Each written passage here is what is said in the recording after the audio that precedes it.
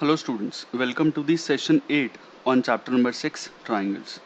In this video we'll be doing question number 5 to question number 9 of exercise 6.4. So starting with question number 5. DEF are respectively the midpoints of sides AB, BC, CA of triangle ABC. So triangle ABC में D is midpoint of AB, E is midpoint of BC and F is midpoint of CA.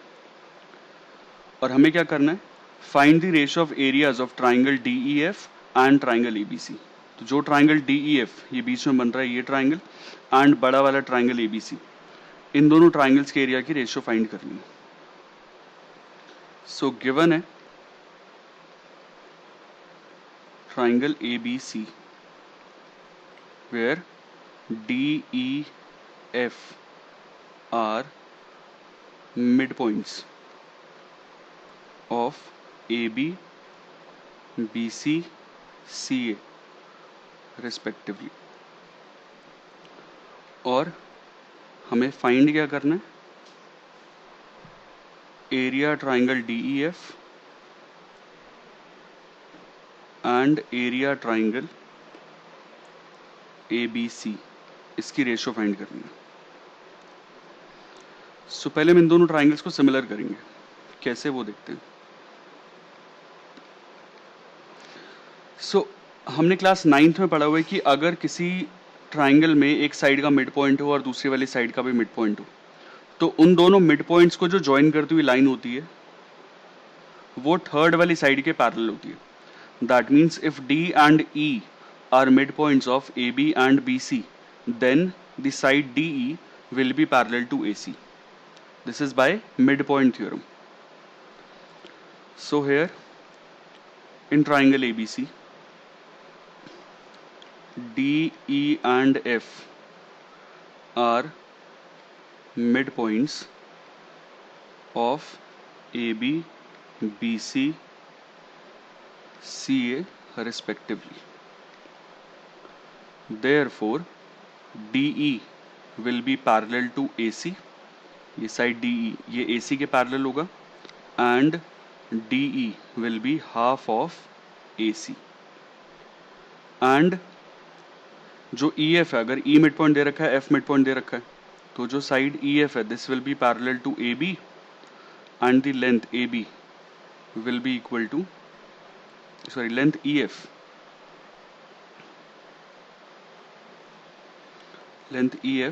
will be equal to half of AB and DF will be parallel to BC and DF will be half of BC, and the reason for all the three things are by midpoint theorem.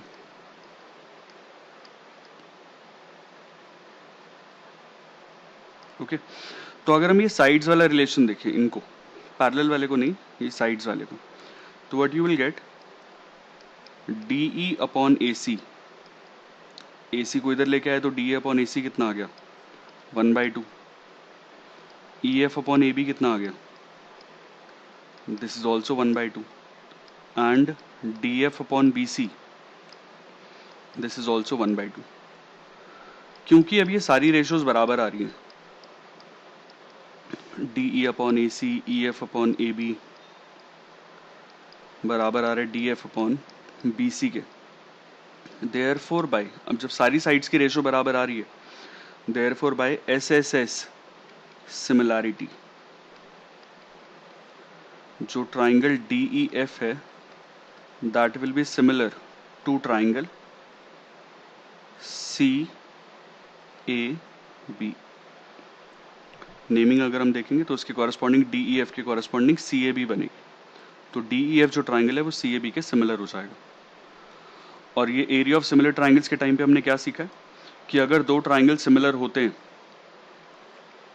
तो उनके area की ratio, that is area triangle DEF upon area triangle, कौन सा आएगा triangle CAB, this will be equal to DE upon CA का whole square.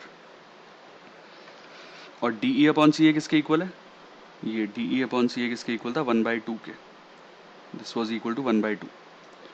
तो यहाँ पे हम लिख सकते हैं 1/2 का whole square which is 1/4 and the reason here will be area of similar triangles. Okay और हमें यही चीज की रेशियो फाइंड करनी थी। Therefore area triangle DEF ratio area triangle ABC, this will be 1/4. This is the answer. Okay, moving on to question number 6. Prove that the ratio of area of two similar triangles is equal to the ratio of square of their ratio of their corresponding medians. तो अगर दो triangle similar हैं, तो अगर हमने ABC और PQR दो triangles ले लिए, अगर वो दोनों ट्राइंगल सिमिलर हैं, triangle ABC similar to triangle PQR और AD और PS जो है वो मीडियंस हैं, हमें प्रूव करना है कि जो सिमिलर ट्राइंगल्स के एरिया की रेशियो है that is area triangle ABC upon area triangle PQR, this will be equal to जो इनके मीडियंस हैं AD और PS इनकी रेशियो के स्क्वायर के इक्वल। ये चीज प्रूव करनी है, ठीक है। प्रूफ पे आते हैं। अब ट्राइंगल ABC ट्राइंगल PQR के सिमिलर है तो गिवन है,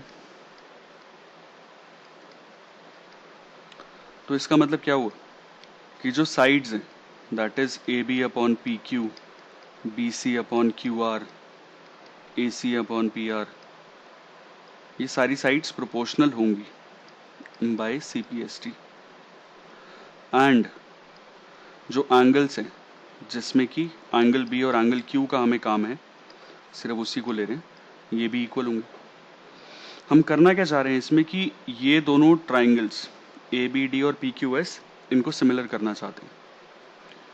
सो AB अपॉन PQ बराबर है BC अपॉन QR के। इसको हम चेंज करेंगे, तो AB अपॉन PQ को एज इट इज छोड़ दिया हमने, BC को लिख सकते हैं twice of BD, BC complete side BC can be written as twice of BD and QR की जगह लिख सकते हैं twice of QS because AD and PS are medians. 2 से 2 कैंसिल हो गया, तो यहां से आ गया AB upon PQ is equal to BD upon QS, that is AB upon PQ is equal to BD upon QS। साथ में जो कंटेनिंग एंगल है ये एंगल B और ये एंगल Q, ये भी इक्वल अभी हमने प्रूफ किया था and angle B is equal to angle Q, proved above. Therefore, by SAS similarity, triangle ABD will be similar to triangle PQS. Triangle ABD जो है वो सिमिलर हो जाएगा ट्राइंगल PQS के। और अगर दो ट्राइंगल सिमिलर हैं तो उनके साइड्स की रेशियो बराबर होगी, that is AB upon PQ will be equal to AD upon PS by CPST। अब हमें तो एरिया की रेशियो निकालनी है, area triangle ABC upon area triangle PQR। अब क्योंकि दोनों ट्राइंगल्स हमें सिमिलर दे रखे हैं, triangle ABC similar to triangle PQR अगर हमें दे रखा है, दैट मीन्स जो एरिया की रेशियो है that will be equal to जो साइड्स की रेशियो है इसके स्क्वायर के इक्वल, AB अपॉन PQ का whole square, area of similar triangles.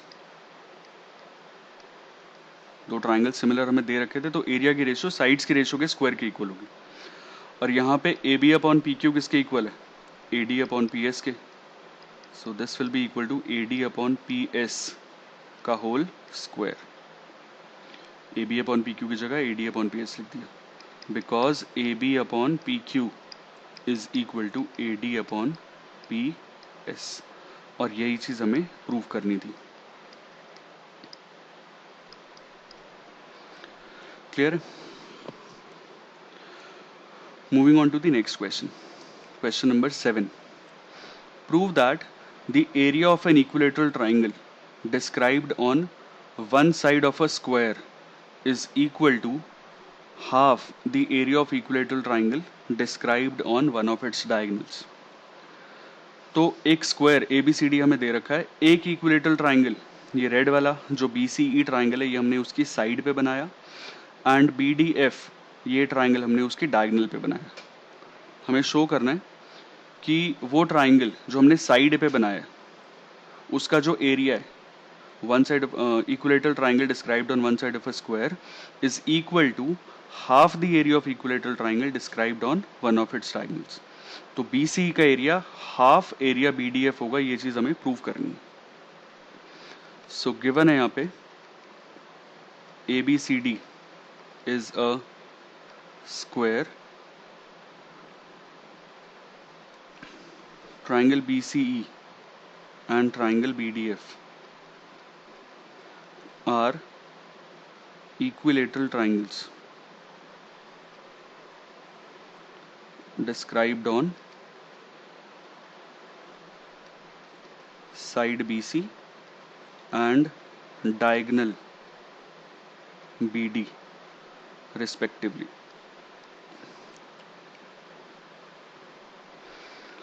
और प्रूफ क्या करना है? Area triangle BCE is half area triangle BDF, ये चीज हमें प्रूफ करनी है। तो सबसे पहले हम क्या करते हैं, स्क्वायर की साइड को कुछ मान लेते हैं। So let side of square is equal to x units. x units हमने मान लिया, तो इसका मतलब AB BC CD DA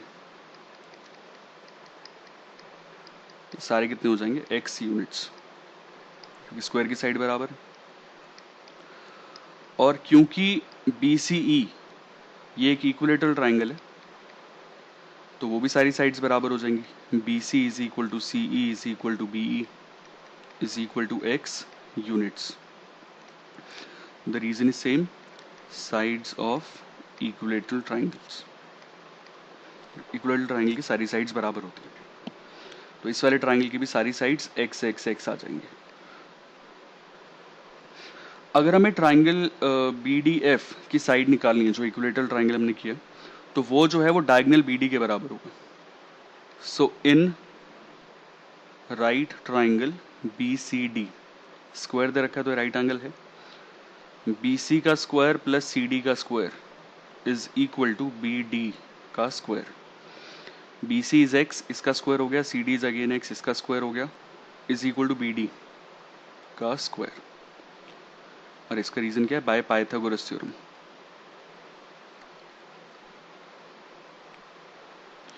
so 2x square will be equal to BD square.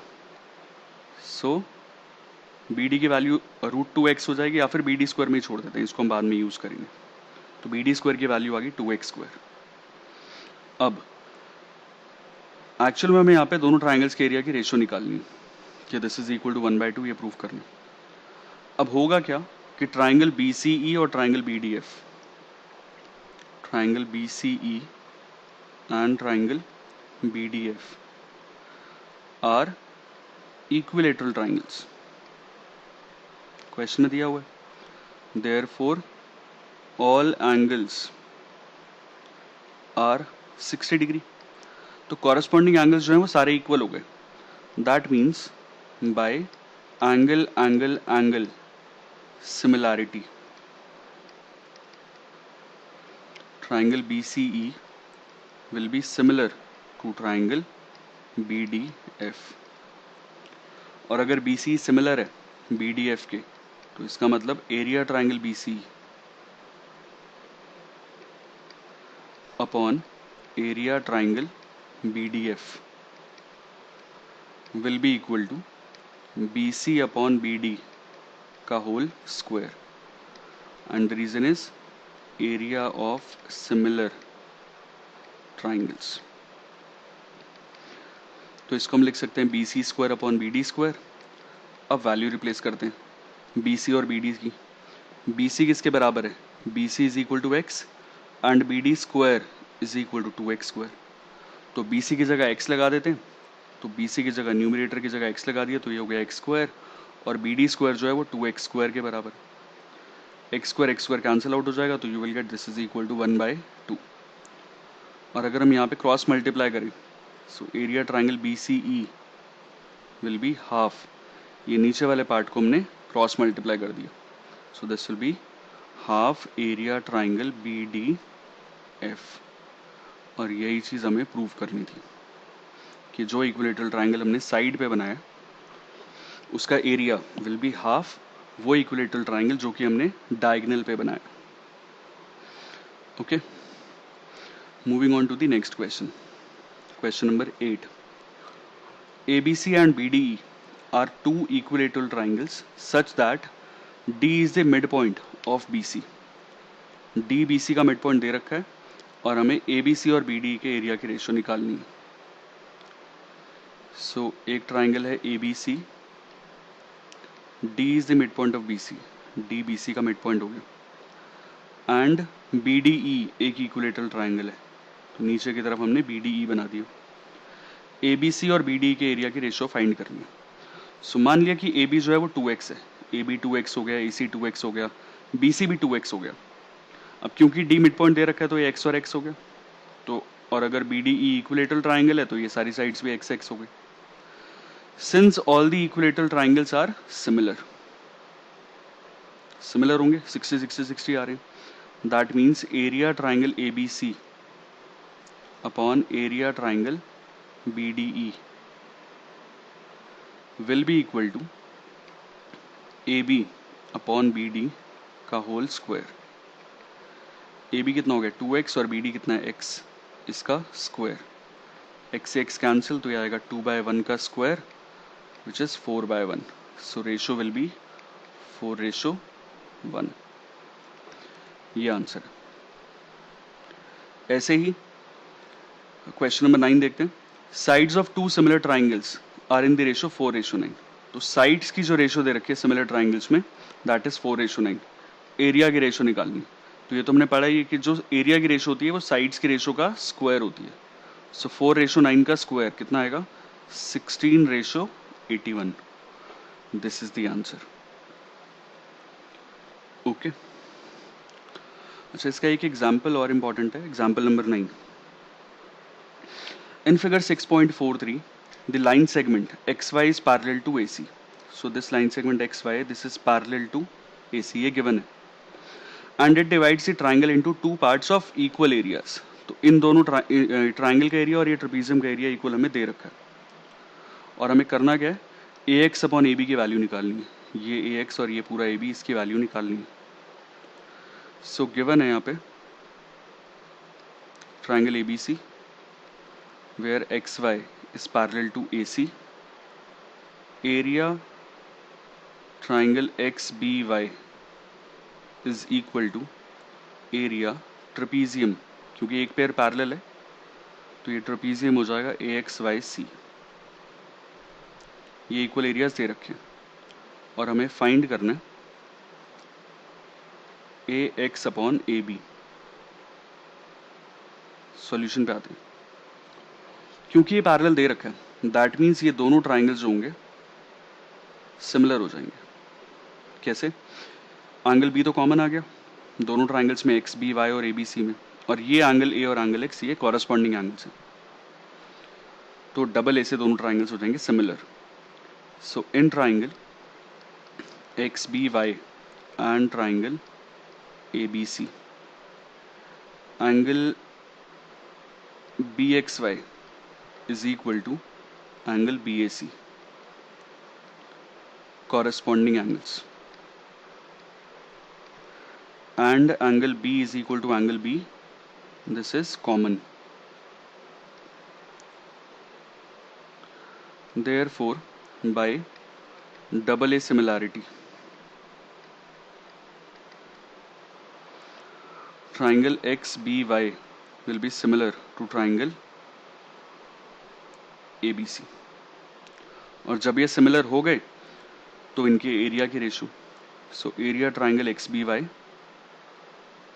Upon area triangle ABC किसके इक्वल आएगा? XB अपॉन AB का whole square, area of similar triangles.